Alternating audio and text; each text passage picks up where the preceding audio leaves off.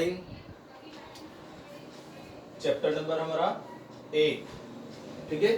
Comparing quantity चल रहा है, सब्जेक्ट है मैथ। 8.1 कंप्लीट हो गया था हमारा। 8.2 के लिए हमको सबसे पहले फार्मूले लिखने पड़ेंगे, ठीक है। सबसे पहले तो गेन और लॉस परसेंट क्या होता है। गेन कब होता है? गेन होता है जब सेलिंग प्राइस ग्रेटर हो कॉस्ट प्राइस से, तब होता है गेन। और लॉस कब होता है? फार्मूले भी लिखते चलो। गेन होता है जब सेलिंग प्राइस, बेचने का मूल्य, सेलिंग तो जानते हो ना, किसी भी चीज को हम परचेज करते हैं, शॉपकीपर सेल करता है, ठीक है। तो हमारे लिए वो कॉस्ट प्राइस है, शॉपकीपर के लिए सेलिंग प्राइस है, ठीक है। अलग अलग आदमी के लिए चेंज होती रहती है वो हर बार। तो गेन किसको होगा? शॉपकीपर को। हमें वो सेल कर रहा है तो उसी होगा गेन और लॉस। हम तो परचेज कर रहे हैं, जब हम सेल करेंगे तो हमें गेन और लॉस होगा, ठीक है। तो ध्यान रखो, गेन कब होगा? जब हम सेल करेंगे, कितने पे भी करें, ठीक है। अगर ज्यादा में करेंगे तो प्रॉफिट सेल गेन, और अगर कम में सेल करेंगे तो लॉस। तो सबसे पहली चीज है एसपी अगर ग्रेटर है कॉस्ट प्राइस से, तो फिर हमको यहाँ पे गेन होता है, ठीक है। और अगर सेकंड सीपी अगर ग्रेटर है सेलिंग प्राइस से, ये भी लिख लेना, तो आपको लॉस होगा। तो लॉस के लिए आपको क्या ग्रेटर होना चाहिए?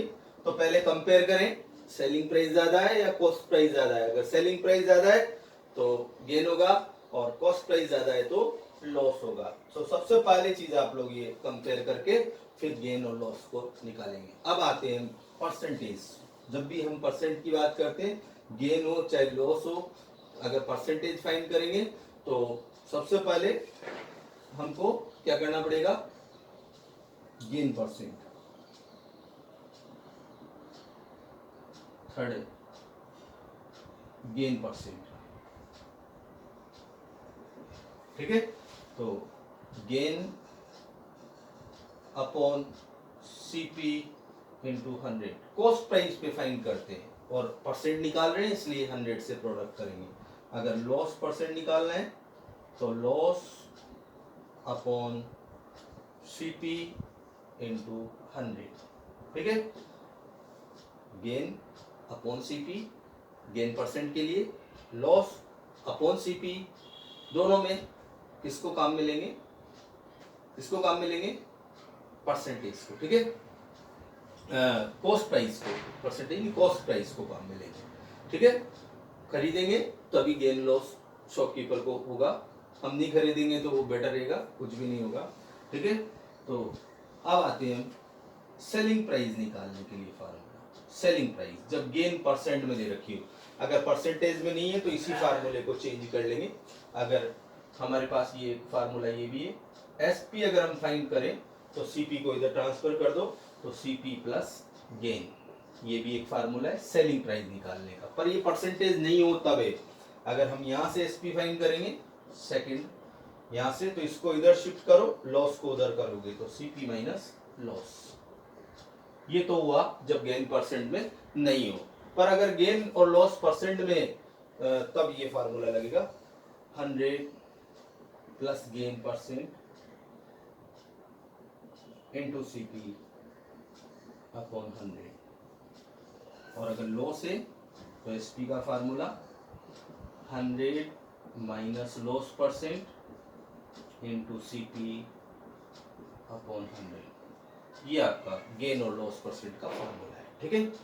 अब आते हैं सीपी निकालने के लिए फार्मूला। अगर यहां से सीपी निकालेंगे, सीपी, तो इसी फार्मूले को चेंज करेंगे। एक ही फार्मूला है सब, वही, लॉस में माइनस आ जाता है और गेन में प्लस आ जाता है। अगर यहाँ से मैं सीपी फाइंड करूं तो ये क्रॉस मल्टीप्लाई होकर यहाँ चला जाएगा, SP into 100, 100 plus gain, SP into 100 upon 100 plus gain. ये परसेंटेज वाला गेन है, ये ध्यान रखना। ये कौन सा गेन है? परसेंटेज वाला। और अगर लॉस है तो इसी को भी यहाँ भी कंप्लीट कर लो, ये 8 नंबर है। अगर लॉस, सीपी लॉस में है, सीपी लॉस में फाइंड करनी है तो 100 minus SP into 100, SP into 100 upon 100 minus loss percent. ठीक है, यहां से आप सीपी भी फाइंड कर सकते हो। सीपी अगर फाइंड करना है तो सीपी को इधर भेज दो।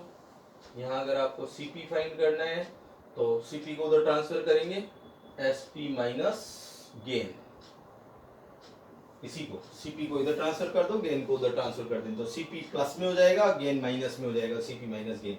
और अगर यहां से लॉस में करेंगे तो CP plus SP plus loss. ठीक है, तो ये भी फार्मूला सीपी का है, एसपी प्लस लॉस। ये परसेंटेज में नहीं है, ये तो हमने जब परसेंटेज में नहीं हो तब, पर परसेंटेज में हो, गेन और लॉस परसेंटेज में हो तब ये यूज में लेंगे। समझ में आया? तो ये तो हमने पहले 6, 7, 8 में भी पढ़ चुके हैं।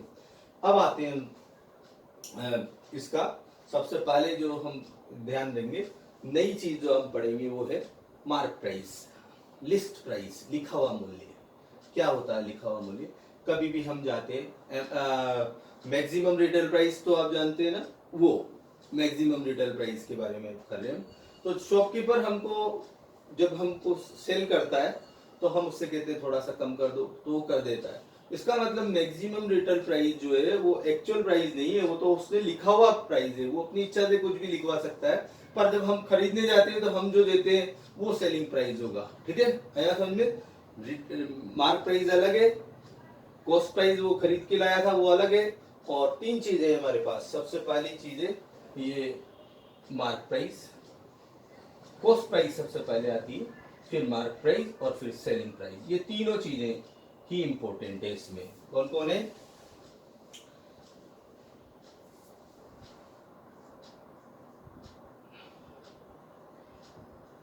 ये तीनों चीजें हैं, ये कॉस्ट प्राइस, मार्क प्राइस और सेलिंग प्राइस। इन तीनों में आपस में रिलेशन है। ठीक है, क्या रिलेशन है? जब हम पहले कोई चीज को परचेज करके लाएंगे, मैन्युफैक्चरर बनाता है, वहां से होलसेलर लेगा, फिर होलसेलर शॉपकीपर को देगा, शॉपकीपर वहां से परचेज करेगा, तो वो कहलाएगी कॉस्ट प्राइस शॉपकीपर के लिए, हमारे लिए नहीं है। हम लास्ट में देंगे, हमारी कॉस्ट प्राइस शॉपकीपर की सेलिंग प्राइस होगी, ये ध्यान रखना। शॉपकीपर की सेलिंग प्राइस हमारी क्या है, इसलिए क्वेश्चन को पढ़ते टाइम ध्यान रखना कौन सेल कर रहा है। ठीक है, जो सेल करेगा उसके लिए वो सेलिंग प्राइस है, और जो परचेज कर रहा है उसके लिए वो कॉस्ट प्राइस है। तो ध्यान रखना, ये बिल्कुल एक एक वर्ड रीड करते टाइम पूरा ध्यान रखना पड़ेगा आपको। अगर आप रीड सही नहीं करोगे तो क्वेश्चन भी ऐसा ही गलत हो जाएगा, इसलिए ध्यान रखना। तो कॉस्ट प्राइस, मार्क प्राइस और सेलिंग प्राइस, ये 3 प्राइजेज है हमारे पास। इसमें सबसे पहली चीज है परचेज करेगा, फिर अपनी इच्छा से उस पर लिखेगा, या हो सकता है कंपनी ने लिख के दिया हो तो वो इतना ज्यादा लिख के देता है तो उसमें शॉपकीपर उसको हमको क्या करता है, कुछ डिस्काउंट देता है। तो इसमें से कुछ डिस्काउंट देगा, और वो डिस्काउंट कम करने के बाद जो प्राइस आती है वो कहलाती है सेलिंग प्राइस। समझ में आ गया? तो सबसे पहली चीज है, यहां से मैं इसको हटा रहा हूं, हम 3 फार्मूले। सबसे पहले हम लिख रहे हैं मार्क प्राइस। तो मार्क प्राइस के लिए फार्मूला हमारे पास है मार्क प्राइस,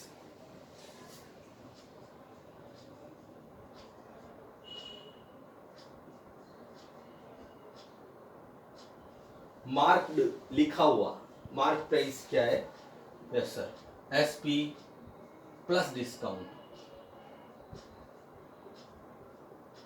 इसमें डिस्काउंट जुड़ा होता है। अगर हम शॉपकीपर से बोलेंगे नहीं तो मार्क प्राइस ही सेलिंग प्राइस हो जाएगी, ये ध्यान रखना। ठीक है, अगर हम बोलेंगे तो शॉपकीपर कुछ तो कम करेगा, ठीक है, और नहीं हम बोलेंगे तो कुछ भी कम नहीं करेगा, वो मार्क प्राइस ही सेलिंग प्राइस में कन्वर्ट हो जाएगी। अब इसी फार्मूले से हम 1-2 फार्मूले और बनाते हैं। जैसे यहाँ से अगर मार्क प्राइस दिया हुआ है और सेलिंग प्राइस निकालना है तो मार्क प्राइस माइनस डिस्काउंट, और अगर डिस्काउंट निकालना है यहां से, डिस्काउंट मतलब मार्क प्राइस पे कुछ कम करना, तो ये हो गया हमारा mark price minus selling price, SP. ठीक है, अब डिस्काउंट परसेंट में निकालना है तो डिस्काउंट परसेंट, तो जब भी हम जिस चीज का निकालते हैं, जैसे लॉस निकाल रहे हैं तो लॉस अपॉन सीपी, और गेन निकाल रहे हैं तो गेन अपॉन सीपी। पर डिस्काउंट किस पे दिया जाता है? कॉस्ट प्राइस बताएगा कि शॉपकीपर आपको? नहीं बताएगा। कॉस्ट प्राइस कभी भी नहीं बताएगा। वो कितने में परचेज करके लाया अगर वही बता दिया तो आप उसको जीने नहीं दोगे। ठीक है, आप लोग हो गए यार तो इससे भी सस्ते में दे दे हैं, हमारे तो रिलेटिव है आप, तो रिलेटिव वो नहीं मानेगा आपको। ठीक है, वो आपको कॉस्ट प्राइस बताएगा ही नहीं। और कॉस्ट प्राइस जब तक वो आपको नहीं बताएगा, वो मार्क प्राइस जब अपने हाथ से लिखा हुआ बताएगा या जो मार्क प्राइस है वो बताएगा आपको, और फिर उसमें हम उसका डिस्काउंट ले सकते हैं। तो खरीद के कितने में लाया, परचेज कितने में किया, फिर उस पे उसने क्या लिखा या क्या लिखा हुआ आया था, वो मार्क प्राइस है, और उस पे वो डिस्काउंट देता है, वो डिस्काउंट मार्क प्राइस पे ही कैलकुलेट होती है। तो ये आया discount, discount upon mark price into 100। Loss और गेन ध्यान रखना, लॉस और गेन परसेंट जो है वो फाइंड करते हैं हम किस पे, कॉस्ट प्राइस पे। लॉस और गेन परसेंट हम फाइंड करते हैं कॉस्ट प्राइस पे, जबकि डिस्काउंट हम फाइंड करते हैं मार्क प्राइस पे, ये ध्यान रखना। ठीक है, और अगर यहां से अगर हमको मार्क प्राइस जब डिस्काउंट परसेंट में दिया हो तो यही फार्मूला है, इसमें यहाँ लॉस की जगह डिस्काउंट आ जाएगा, SP into 100 upon 100 minus discount.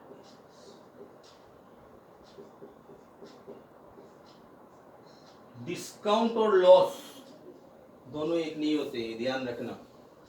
Loss अलग चीज है, परचेज करके लाया और उस पे अगर नुकसान होता है, कॉस्ट प्राइस पे अगर लॉस होता है तो उसको बोलते हैं हम लॉस। ठीक है, पर डिस्काउंट अलग चीज है, कॉस्ट प्राइस और मार्क प्राइस में बहुत डिफरेंस है।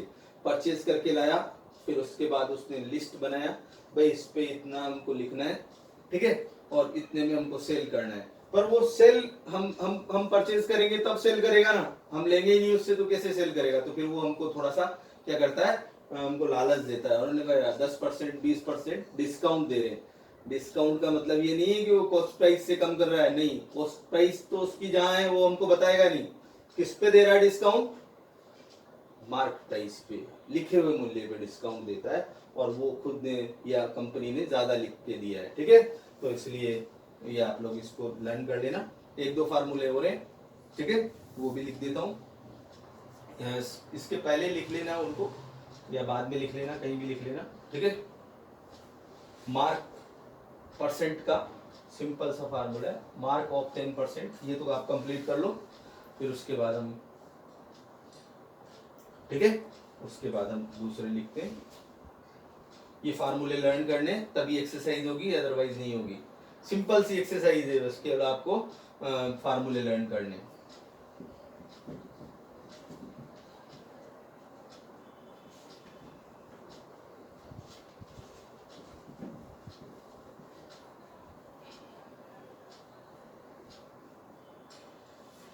सबसे पहले चीज है, इसके पहले लिखने थे वो, कोई बात नहीं बाद में लिख लो, तो कोई फार्मूले लर्न तो करने पड़ेंगे। जैसे हमारे पास है मार्क ऑफ 10%, मार्क, तो सबसे पहले of 10 mark upon total marks into 100। ठीक है, ये फर्स्ट फार्मूला, अगर हम इस एक्सरसाइज को करना चाहें तो ये फर्स्ट फार्मूला है, इसको हम सबसे पहले, क्योंकि ये सब फार्मूले उसी के अनुरूप चल रहे हैं, उसी के अकॉर्डिंग चल रहे हैं। ठीक है, mark of 10% of 10 marks upon total marks into 100। अगर इंक्रीज निकाले हम, इंक्रीज परसेंट, तो इंक्रीज बाय स्टार्टिंग